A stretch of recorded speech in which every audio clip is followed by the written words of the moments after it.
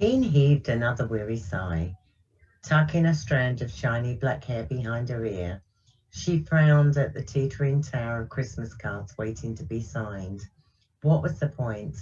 How could she sign only one name?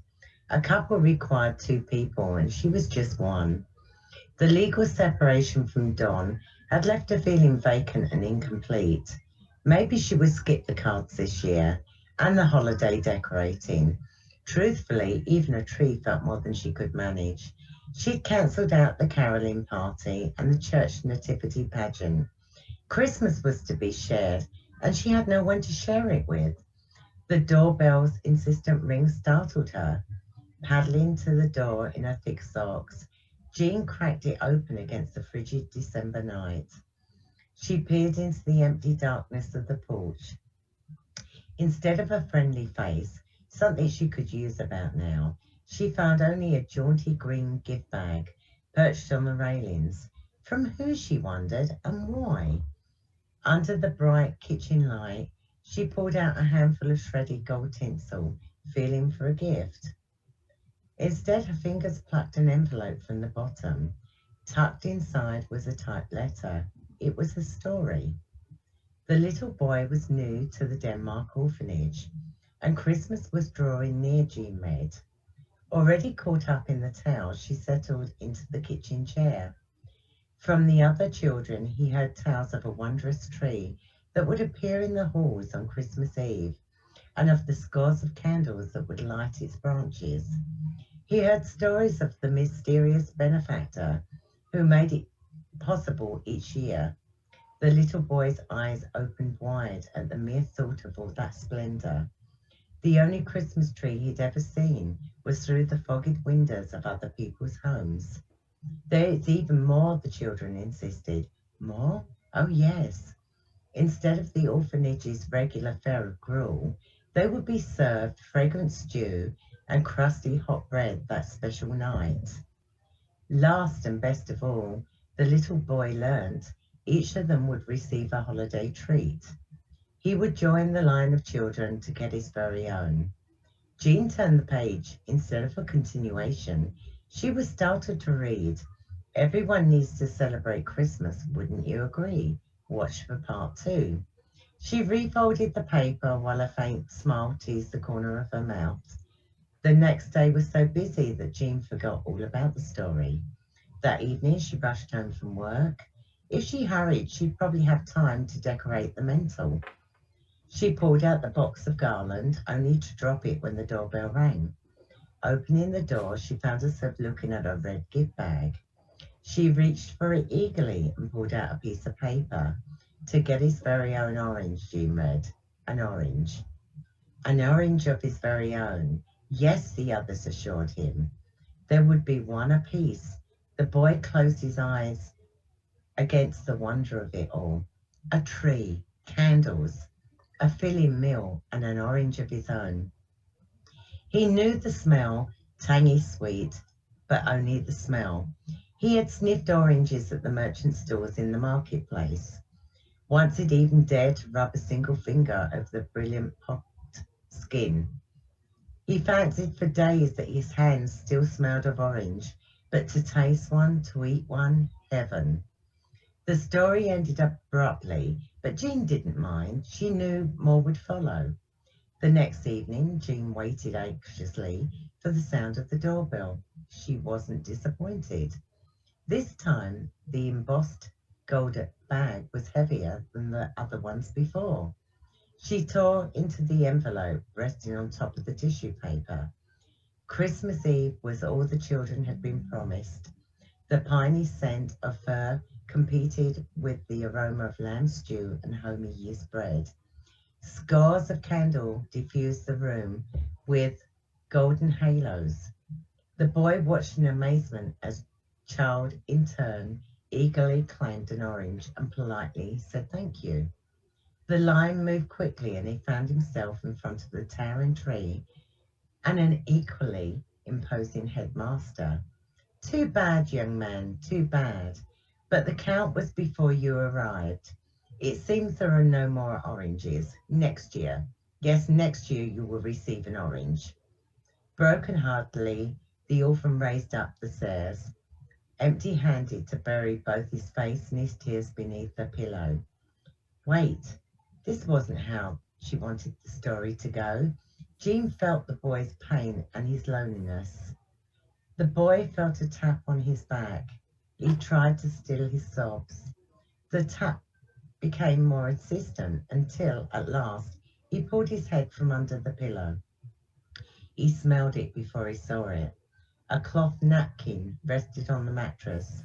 Tucked inside was a peeled orange, tangy sweet. It was made of segments saved from the others.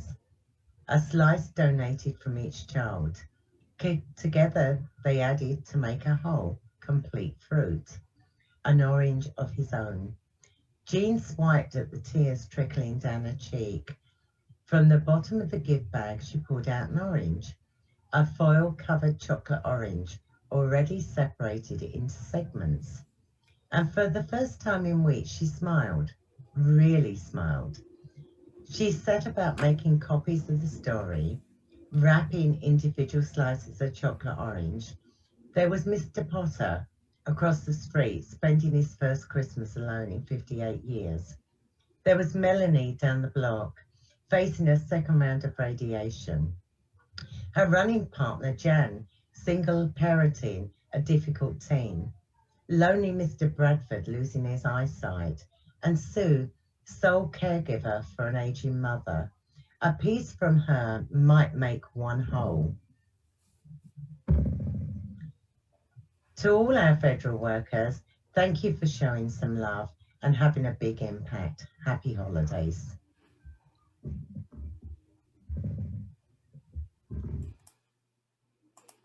Hundreds of military families in Hampton Roads got a little holiday cheer today. They got free Christmas trees thanks to the 13th annual Trees for Troops giveaway. Angela Vargas went to JEB Little Creek Fort Story for the event.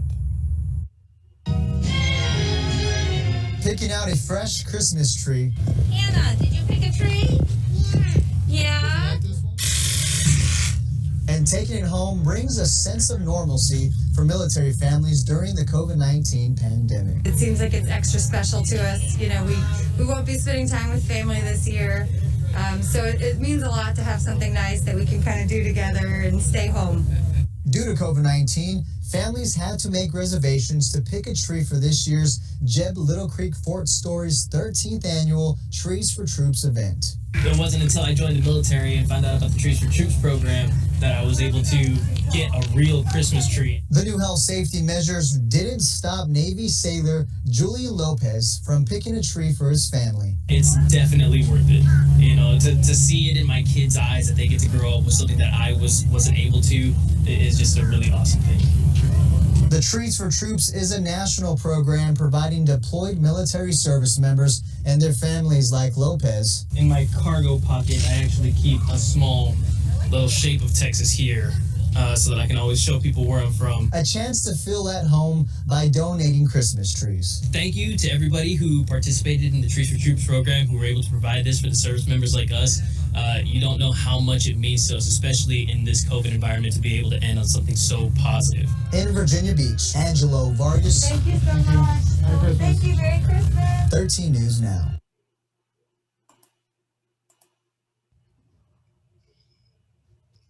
Hello, my name is Richard Bishan. I'm one of the associate directors for the Combined Federal Campaign Zone 28 here in Ohio. And today we have Mr. Rick Dungy, the executive director from the Christmas Spirit Foundation. Thank you for joining us today, Mr. Dungy. Happy to be here, Richard. Thanks for inviting me. Excellent. Merry Christmas to you. Well, Merry Christmas to you. So we look like twinsies. We do, don't we? It's such a great time of year to do interviews, isn't it? Especially from home. Right. So how did this program start and when did it start? So the foundation was actually formed in 2005. And it was created by the National Christmas Tree Association originally. They wanted to have a separate C3 nonprofit that could do programs to improve Christmas spirit. So The foundation was formed and incorporated in 2005, and its mission is to improve Christmas spirit for kids, families, or the environment. So we do any sort of program that we think might actually help improve Christmas spirit all year, but particularly this time of year. And it was formed in the summer, and one of the first things that started happening was we knew that there were growers, farms around the country who were located near military bases who would provide some trees to the families and soldiers stationed there. But it was all sort of done locally, right? A farm was near a base, and they provided some free trees as a thank you for people serving in our military. So the foundation said, what if we took that idea and made it a national program? So if you had farms who weren't near a base but would like to donate some trees, and we have bases who weren't near a tree farm that would like to have some trees for their base personnel, could we have somebody gather up a bunch of trees donated all over, take them to bases all over, and do a National Trees for Troops program?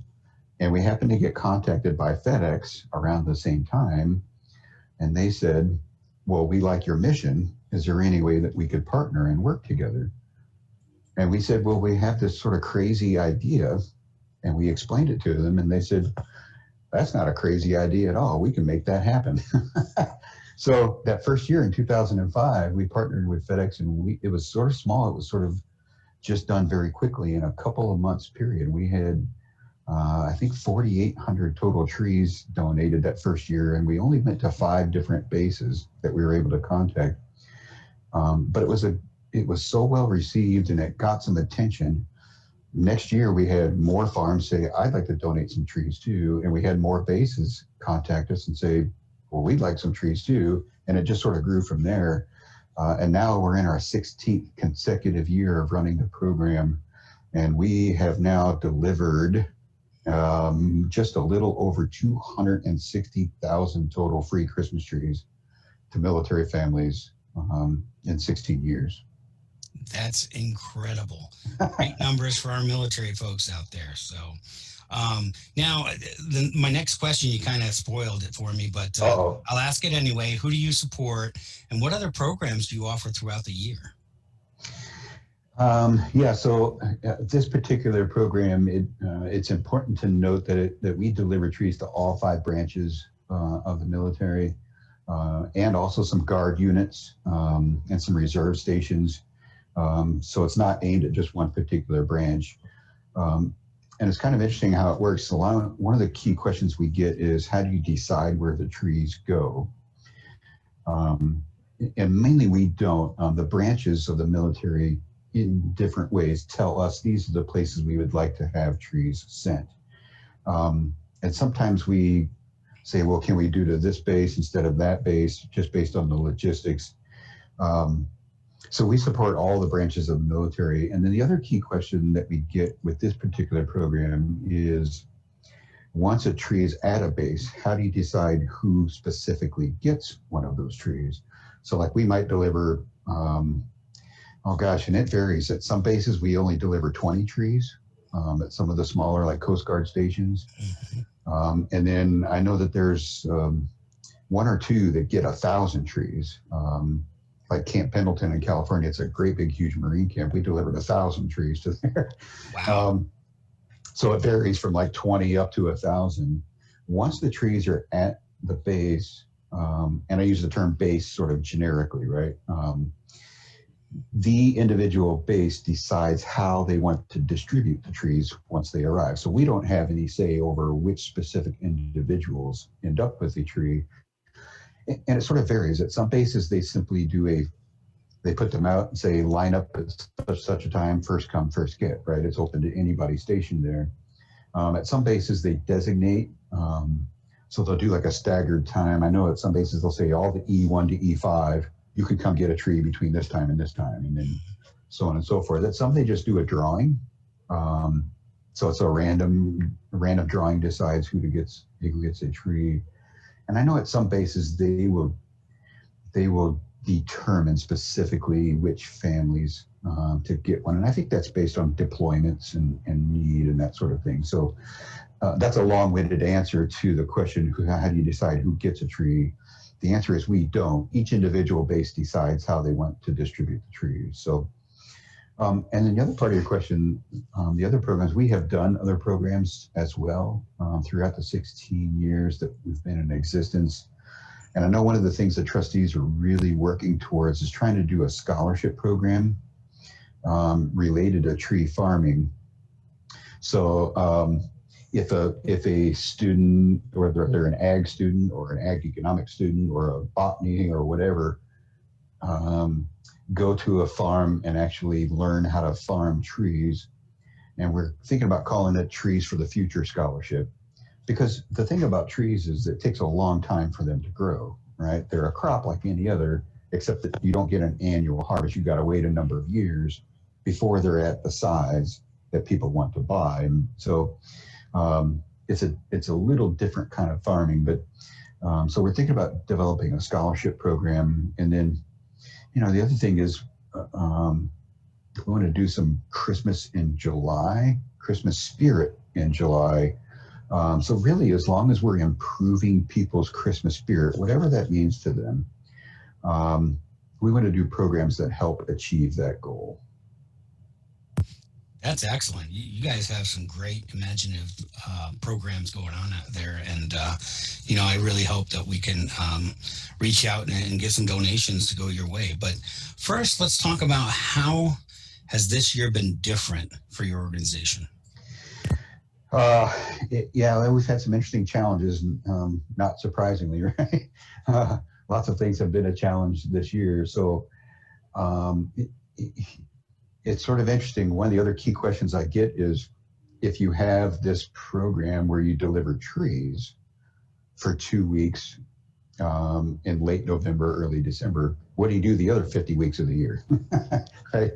The answer is this program takes all year long to plan and coordinate. And one of the interesting timing aspects of it is really in the summertime is when we firm up working with the branches of the military to decide the list of places where we're going to try to deliver trees.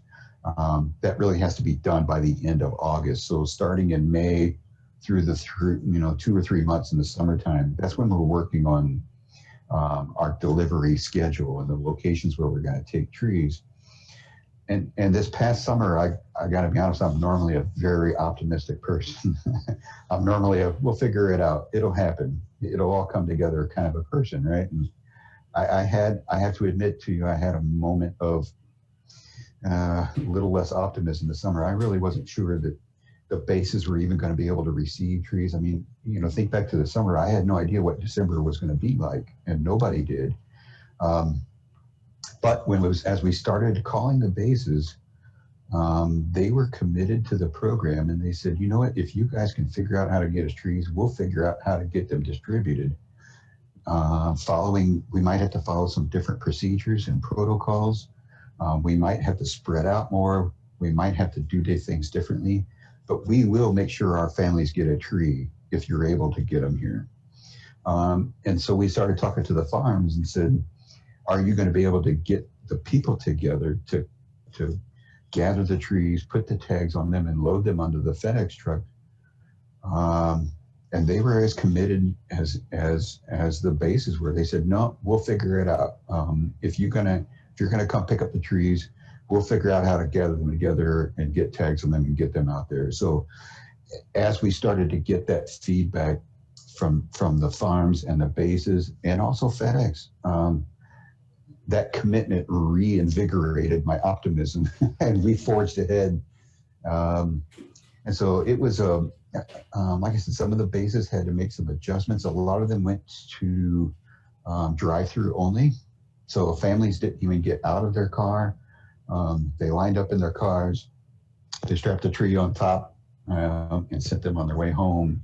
So there wasn't a lot of congregating. And other little adjustments, some of them would have almost like a carnival kind of a event, typically for when they told their families stationed at their base, come get a tree, and they would have face painting, and they would have costumed characters, and they would have music and hot chocolate and all these, almost like a sort of a carnival fun atmosphere. They weren't able to do that this year, of course, because they didn't want people congregating.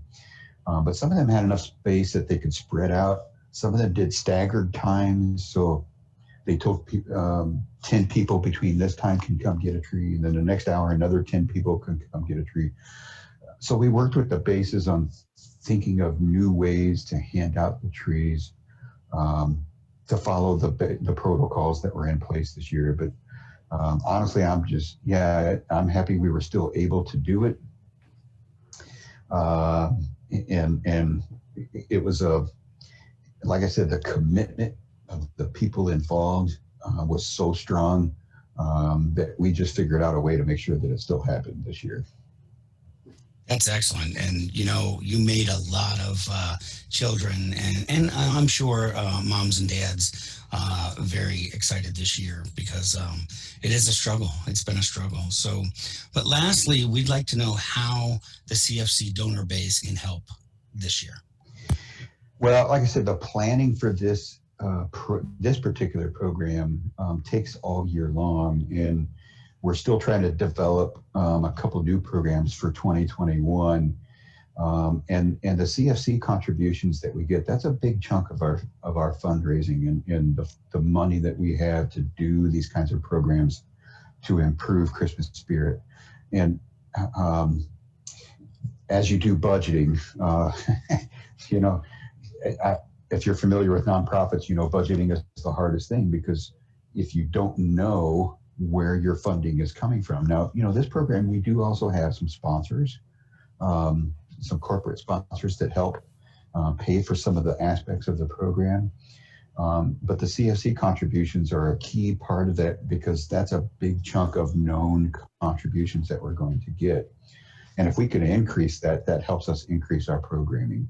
So this spring and summer, as we're working on whether it's Trees for Troops or any other program, we know that that funding is coming in, and we know what we can do with the program going forward, because we have that CFC contribution helping, you know, provide a big chunk of the fundraising. Because everything else, I don't know that we're going to get sponsors every year, right? Every year I've got to ask again, would you like to be a sponsor of the Trees for Troops program? I don't know that we're going to get that year to year. But with the CFC campaign, we know that people have chosen to support our charity. That's a known bit of our fundraising, and it really helps us with our budgeting and making sure our program can get bigger and better each successive year. That's great. And lastly, what is your CFC number? What's if we're looking to donate to your organization, what's the CFC number we need to use? So our CFC number is 12283. 12283. 12283. Yeah. Well, Mr. Dungy, I want to thank you for taking the time out today to talk to you, or to talk to us really, about your great organization and anything that we can do that helps the troops. You know, it's 100% worth our time. Our troops deserve that support, and we really appreciate what you do, sir. Thank you. Yeah, and I tell you, it's easy to stay motivated. We get a lot of feedback from the families that receive a tree, and you know, I'll tell you one common one is we have had people contact us and say, my spouse was deployed. We weren't even in the mood for Christmas. We weren't even going to decorate. And then we got a tree from your program, and our spirits lifted. We felt a little better. We decided to put the tree up. We decorated it. We sent some pictures. When we get that kind of feedback, you know, we know that we're having a positive impact. We know that we're making a difference. You know, whether it's 16,000 trees or 20,000 trees, I don't care what the number is. When the families who are serving in our military tell us that we have improved their Christmas spirit, we've made their lives better, even just for a short time, that kind of feedback tells us we're doing good, you know, and it gives us that motivation to make sure that we we do the best that we can with this program because we know it has a positive impact because the families tell us so. You know, they'll send us pictures and they'll send us, I'll share a quick picture with you if I can. Right ahead. Real quick. Let me do a share screen. So one of the things that we do is we make sure that every tree has a tag on it. We produce the special tag. It has to be weatherproof, right? It's practically indestructible, and it gets attached to every tree that gets donated. So here's like a typical pickup location. This is a farm. They're gathering their trees together that they're going to donate. And you'll notice these, I'm pointing to it with my browser here. Each one of these trees has a tag. And I'll show you, this is what the tag looks like up close. So one of the things that the tag has is the space on it where somebody can write a personal note on it, whether it's just sort of a thank you for your service. Some people will write I'm giving this tree in honor of, I'm giving this tree in memory of. So any kind of personal note, whether it's somebody who works for FedEx, somebody on the farm, sometimes there are local groups, school groups get involved, they will write notes. Every single tree has a tag attached to it with a personal note written on it. And that way, when the family gets that tree, I think it's important because it tells them there's a lot of people involved in this. There's a lot of people thinking about you. There's a lot of people who are grateful for what you do. There are a lot of people who support you in any way that they can. And to have that personalized touch on every single tree, I think is important. And it lets it lets our fellow citizens serving in our military know we're thinking about you. We're grateful for what you do. We support what you do. And we hope this lifts your spirit a little bit. And that's one of the main things I think is important for our program is to give that personalized touch so that the families know, there's a lot of people involved and there's a lot of people thinking about you. And I want them to feel more supported. The tree is great, but I think the gesture is even more important. So that's one of the things that's really key to our program, I think. That's excellent. And, I wish we had more organizations out there like yours that supports our troops. Again, they deserve everything we can give them. So, sir, I want to thank you again, Mr. Rick Dungy from the Christmas Spirit Foundation. Thank you, sir. Thank you, Richard. Merry Christmas to you. Merry Christmas to everybody. Merry Christmas to you, sir.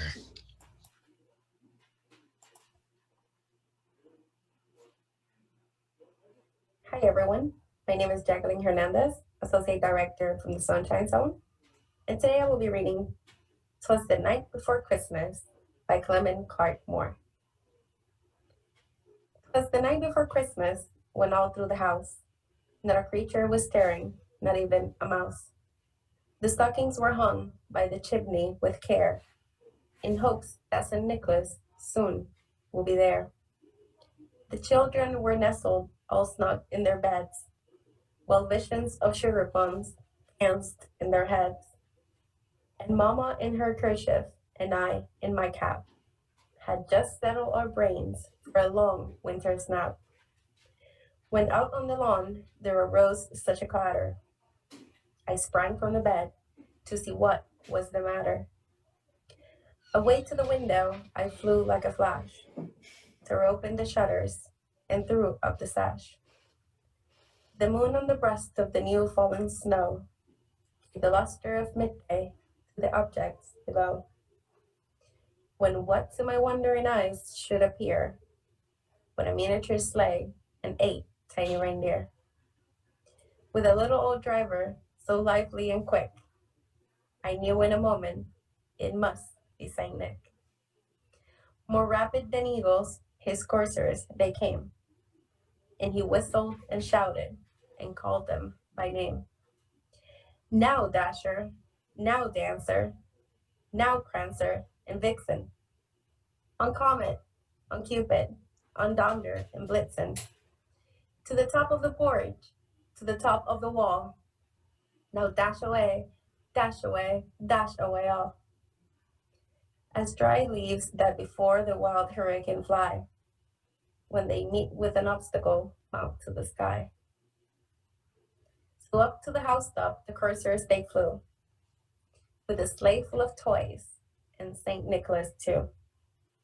And then, in a twinkling, I heard on the roof the prancing and pawing of each little hoof. As I drew in my head and was turning around, down the chimney St. Nicholas came with a bound. He was dressed all in fur, from his head to his foot, and his clothes were all tarnished with ashes and soot. A bundle of toys he had flung on his back, and he looked like a peddler just opening his pack. His eyes, how they twinkled, his dimples, how merry. His cheeks were like roses, his nose like a cherry. His droll little mouth was drawn up like a bow, and the beard of his chin was as white as the snow. The stump of a pipe he held tight in his teeth, and the smoke it encircled his head like a wreath. He had a broad face and a little round belly that shook when he laughed like a bowl full of jelly. He was chubby and plump, a right jolly old elf, and I laughed when I saw him in spite of myself. A wink of his eye and a twist of his head soon gave me to know I had nothing to dread. He spoke not a word, but went straight to his work, and filled all the stockings, then turned with a jerk, and laying his finger aside of his nose, and giving a nod up the chimney, he rose. He sprang to his sleigh, to his team gave a whistle, and away they all flew like the dawn of a thistle. But I heard him exclaim, or he drove out of sight, "Happy Christmas to all, and to all a good night. Happy holidays, everyone. Feliz Navidad." Every single I&I is doing Toys for Tots. This time of year, everyone's extremely busy, so yeah, it's a major program across the Marine Corps.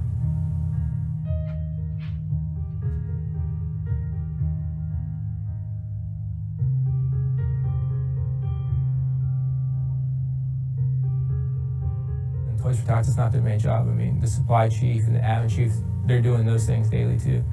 So it's a lot to take on. It's a great program. The Marine Corps does a great job with it, and the Marines here do an outstanding job with it.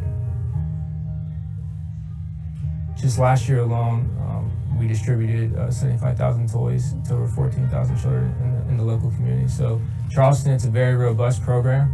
We rely a lot on the volunteers. We couldn't do the program without the volunteers.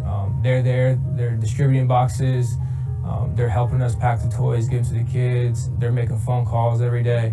Like, the volunteers is what makes this program, because at some point I'll be gone, but the volunteers will stay here.